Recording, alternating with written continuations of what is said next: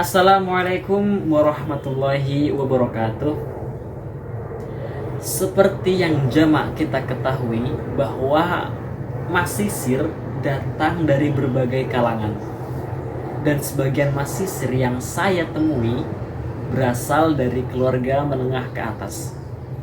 Yang berarti bahwa uang saku yang mereka dapatkan dari orang tua tidaklah sedikit. Bertambahnya uang saku tentu sebanding lurus dengan tanggung jawab mahasiswa atau masisir yang bersangkutan dalam mengelolanya dengan maksimal.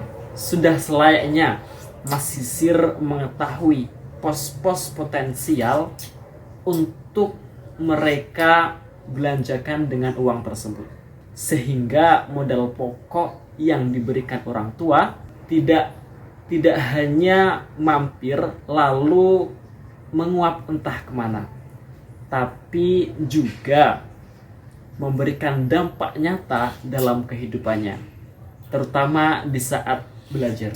Setidaknya ada 4 pos potensial di mana ketika masisir menempatkan uangnya ke dalam pos-pos tersebut, maka masa depannya akan lebih terjamin.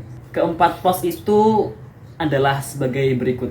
Nomor pertama yaitu pos living cost, yang kedua pos keilmuan, yang ketiga pos kesehatan, dan yang keempat adalah pos masa depan.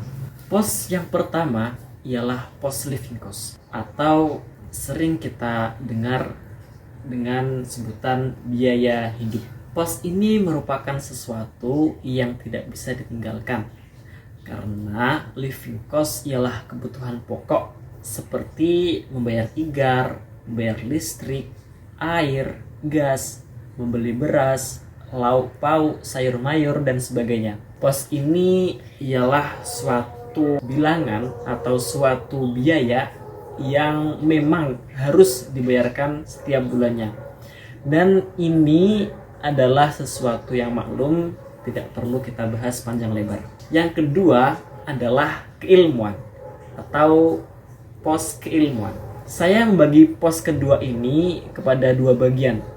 Yang pertama keilmuan kuliah, dan yang kedua keilmuan di luar kuliah. Uang yang masuk kepada keilmuan kuliah nantinya akan dibelanjakan ke pembayaran visum kuliah atau administrasi kuliah, kemudian juga pembelian muqarrar.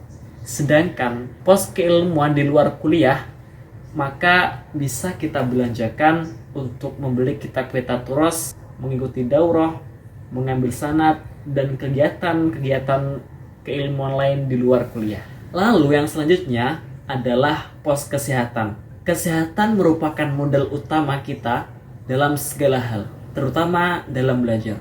Tubuh yang sehat adalah harta berharga yang tak ternilai harganya. Oleh sebab itu, kita wajib menjaga kesehatan tubuh kita. Kemudian, uang yang masuk ke pos ini akan dibelanjakan dalam bentuk membeli buah-buahan, membeli makanan sehat yang berserat, mengikuti olahraga pekanan seperti futsal, voli, basket, bulu tangkis, atau bahkan pergi ke gym dan sebagainya. Dan yang terakhir atau yang nomor 4 adalah pos masa depan. Masa depan memang tidak perlu dikhawatirkan, tapi berhak dan pantas untuk kita persiapkan. Nah, salah satu bentuk persiapan itu adalah persiapan finansial dengan cara menabung. Untuk besar tabungannya tidak saya kasih secara pasti, mengikuti bagaimana pola menabung teman-teman berdasarkan uang yang diberikan orang tua.